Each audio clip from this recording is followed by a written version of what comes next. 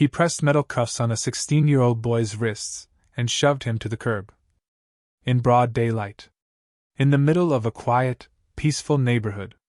While wearing a polo shirt with the words, HOA Compliance Officer, printed in cheap white vinyl across the chest. He wasn't a cop. He wasn't even real security. But he acted like he had authority. Until my sister stepped out of her car, flashed her badge. And everything stopped. What he didn't know. She works for the FBI. The entire street fell silent. Neighbors peeked through curtains. One woman dropped her groceries. A kid on a scooter just froze. And the man, the one holding fake credentials, fake cuffs, and a whole lot of fake power, suddenly looked like he was about to vomit. It all started that Thursday afternoon. Jordan, my nephew, had just gotten out of school. He was wearing his Letterman jacket, backpack slung over one shoulder, earbuds in. Same routine as always. He liked to walk home through Willow Lane, a neighborhood with trimmed lawns, quiet sidewalks, and more HOA rules than mailboxes. My sister had warned him to avoid the area. Not because it was dangerous, but because of him. A man named Grant Milner. Mid-40s. Crew cut. Oakleys. Wore tactical boots with cargo shorts and drove a blacked-out pickup truck with flashing yellow lights mounted on top. He called himself an HOA enforcement specialist. Said he'd been hired by the board. No one could prove that was true. He had no official ID. No license. No uniform. Just a laminated badge he'd printed himself and a clipboard full of infractions he waved around like a traffic citation book. And he loved power. Especially over teenagers. Jordan had never spoken to him. Never even looked his way. Until that day. Jordan paused at the corner mailbox to answer a text. That's when Grant rolled up behind him, leaned out of his truck window, and said, "Loitering is a code violation. Step away from the HOA property." Jordan took out one earbud. "What?" Grant got out of the truck. "You think you can just hang out on this street? This isn't public land. This is under HOA jurisdiction." Jordan tried to explain, politely, that he was walking home. Just passing through. But Grant wasn't listening. He pulled out a pair of handcuffs. Cheap ones. Plastic. Meant for security demonstrations or mall rent-a-cops.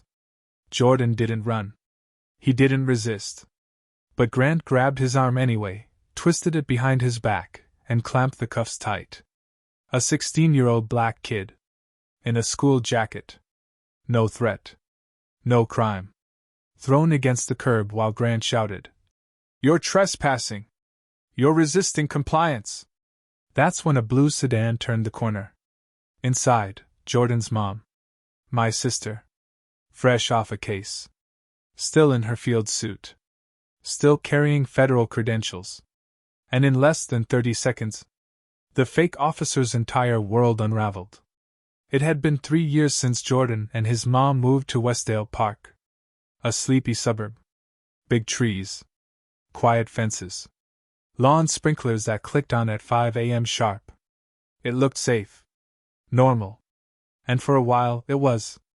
Jordan had friends, joined the track team, made honor roll 2 semesters straight. His mom, Danielle, worked long hours in federal field operations.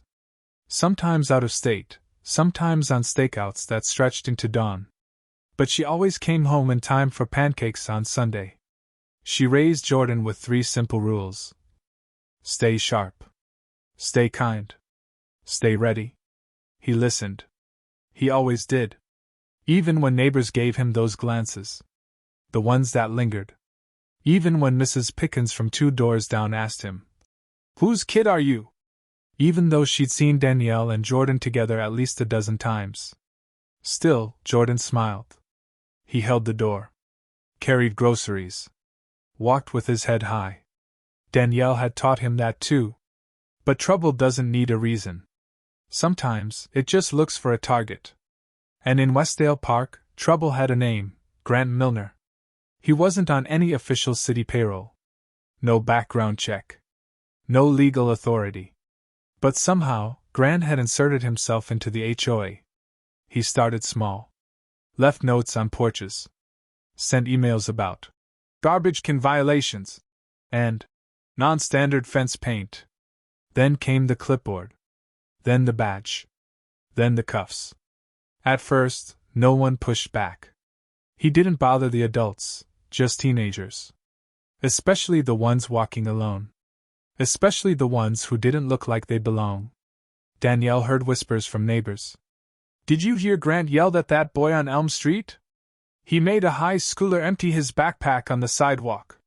He threatened to tow someone's bike." She didn't like it. But without formal complaints, there wasn't much she could do. Grant operated in a gray area, loud enough to scare, vague enough to avoid consequences. Until he went after her son. That morning, Danielle was working off duty. She was reviewing witness statements for a case involving online threats against a local judge. She had just stopped by the dry cleaners when her phone pinged. A message from Jordan. "Hey, I'm walking through Willow. Be home in 15. She replied with a heart emoji. Nothing unusual. But 15 minutes passed. Then 20. Then 30. Danielle's stomach turned. She pulled up the location sharing app they both used. Jordan's dot hadn't moved. It was still hovering at the corner of Willow and Sycamore. A few taps. GPS engaged. Danielle turned the wheel and headed straight there. She wasn't wearing her full gear, just slacks, a button-up, and a black blazer. Her badge was tucked in her bag. Her sidearm locked in a case under the seat. But she didn't need any of that. Because the moment she turned the corner, she saw it. Her son. On the ground. Handcuffed. And a grown man yelling down at him with a voice full of power he didn't earn. That was the last moment Grant Milner would ever feel in control. Danielle barely parked the car before jumping out. The engine was still running.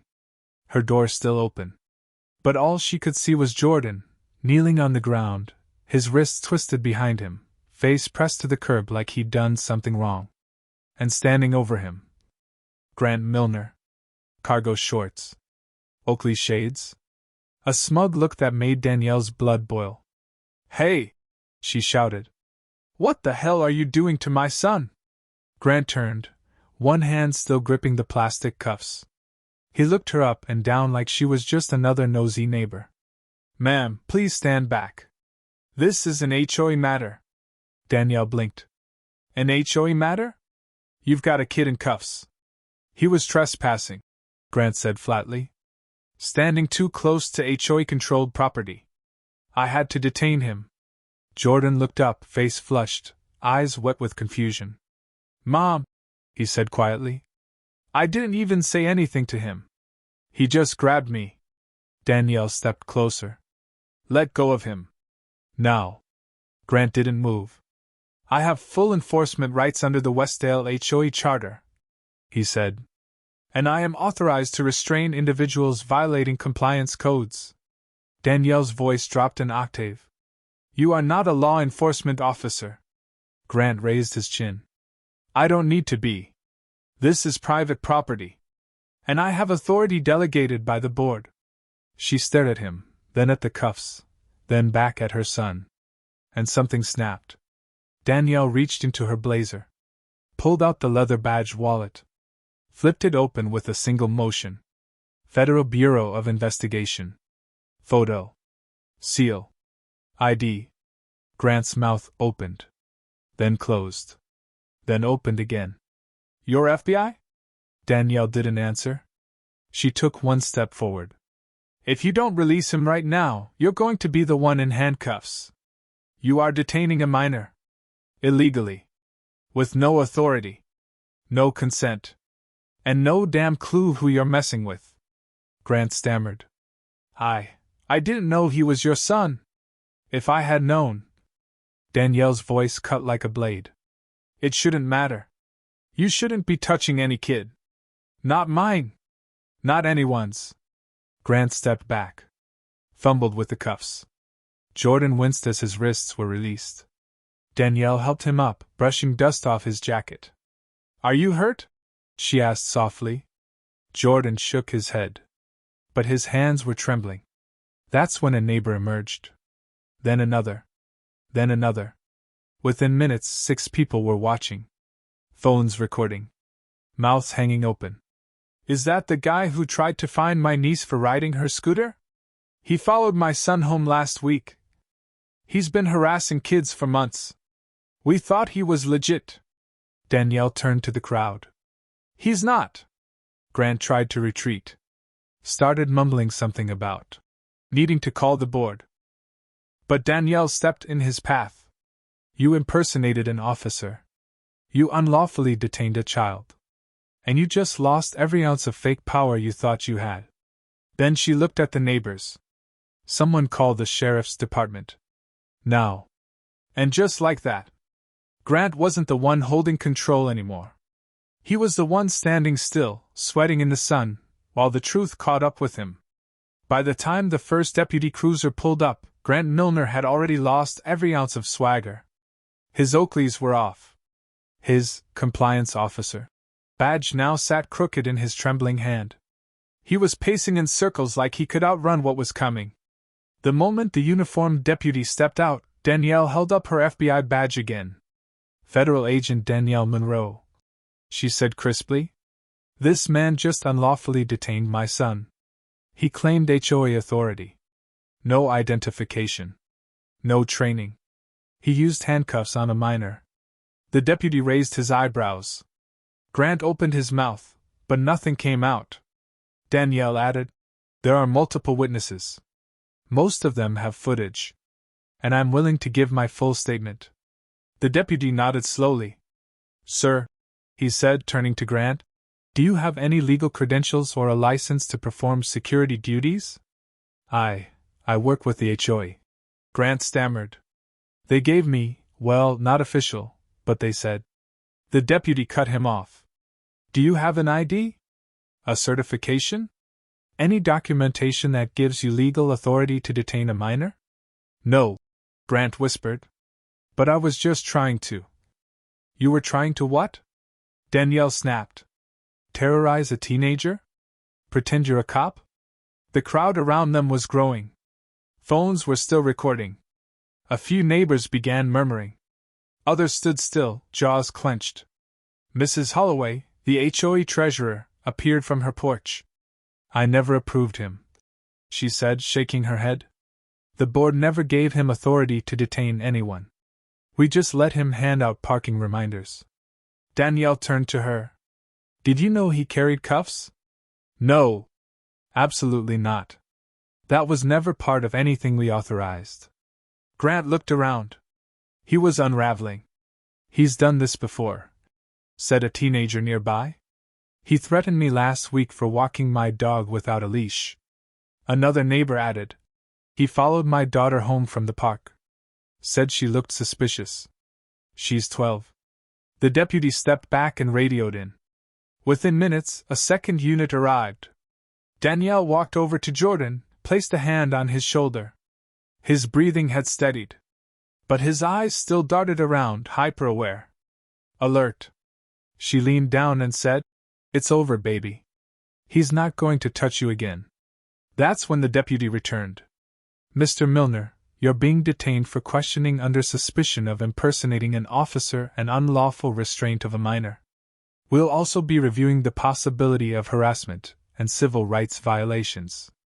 No, wait, Grant said, panicking.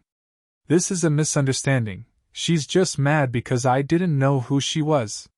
Danielle turned slowly. Who I am doesn't matter. What you did, that's what matters. You laid hands on my son. You acted like the law. And now the real law's looking straight at you. They cuffed him on the spot. Real cuffs. Steel. Cold. As he was led to the patrol car, the crowd followed. Not shouting. Not gloating. Just watching. The fake enforcer now completely exposed. Danielle gave her statement calmly, professionally. Every word measured. Every fact clear. Jordan stayed by her side. Neighbors came forward with their own stories. Their own videos. The HOA board held an emergency meeting the very next evening. They voted to suspend all unofficial Compliance activity. Indefinitely. Grant was officially banned from all community property. And Danielle? She didn't seek revenge. Didn't sue. But she did one thing. She requested a full investigation into HOA enforcement abuse across the county.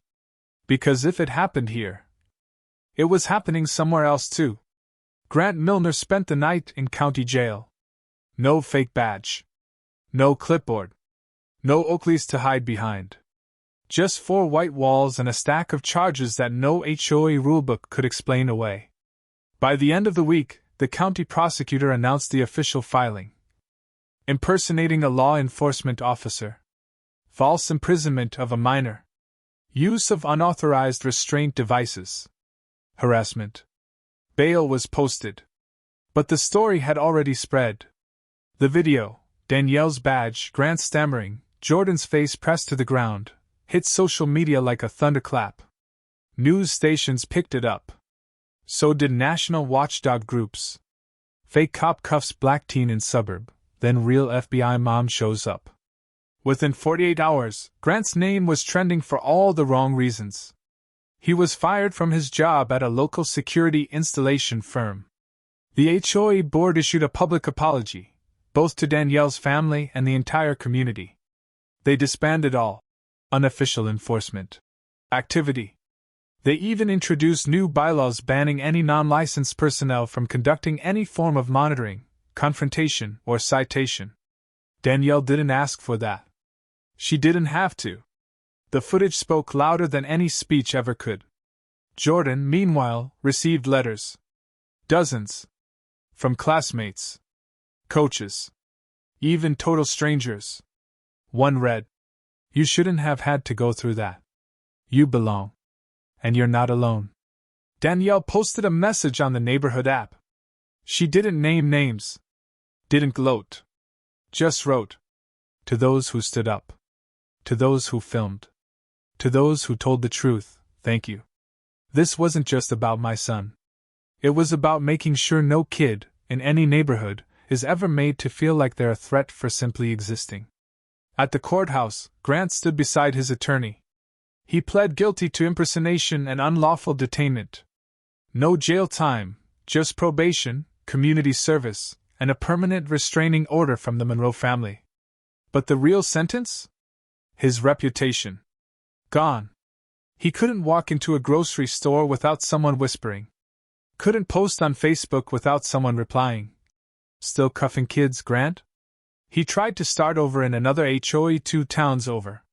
They voted unanimously to reject his application. Turns out, HOA boards can smell a liability when they see one. A month later, Jordan walked through Willow Lane again. Same sidewalk. Same trees. Same mailbox where it all happened. But this time, there were no eyes watching him like a threat. No truck creeping behind. No man pretending to be something he wasn't. Just Jordan. Head held high. Back straight. A small band-aid still wrapped around one wrist, not because he needed it, but because it reminded him of what he got through. Beside him, Danielle walked quietly. Not as an agent. Not as a federal investigator. Just as his mom. They passed the corner where it all went down. The concrete had a small chip in it where Grant dropped the cuffs. It was still there, like a scar on the pavement. Jordan looked at it for a second. Then kept walking. "Want to go get pancakes?" Danielle asked. He nodded. "Extra whipped cream." She smiled. "You earned it." They didn't need to talk about what happened. Not that day. The conversations had already happened, at the dinner table, in the car, late at night when Jordan asked, "What if you hadn't come when you did?" Danielle had looked him in the eyes and said, "Then someone else would have. Because you matter. Not because I work for the FBI. But because you're my son. And no one gets to make you feel small." And slowly, day by day, Jordan believed her. He returned to school. Coaches checked in. Friends offered fist bumps and quiet nods. A few even said, "That video? Man, your mom's a legend." Jordan smiled at that. But what stayed with him most wasn't the badge. It was the moment she helped him up. The way she held his shoulder. The way she stood between him and the man with all that fake authority. Like a wall no one could break. The neighborhood changed too. People talked more. Watched out for each other. The HOA held its first ever Community Safety Forum. Real officers spoke. So did Danielle. She didn't tell them what to do. She told them what happens when you ignore the quiet harm until it turns loud. No more fake titles. No more compliance patrols. No more silence when a kid says, "Something doesn't feel right." Westdale Park wasn't perfect. It never would be. But it had learned something. And so had Jordan. Weeks later, he wrote a short essay for English class. The prompt was, "Write about someone you admire." He wrote one word at the top of the page. Mom. And beneath it, he added, "She didn't just stop a bad guy. She reminded me that being strong doesn't mean fighting back. Sometimes it just means standing tall and not letting someone shrink you. She stood up for me when I didn't know how. I'll never forget that." His teacher read it. Cried. Posted it, with permission, on the school bulletin board. Danielle read it too. And for the first time since that day, she cried too.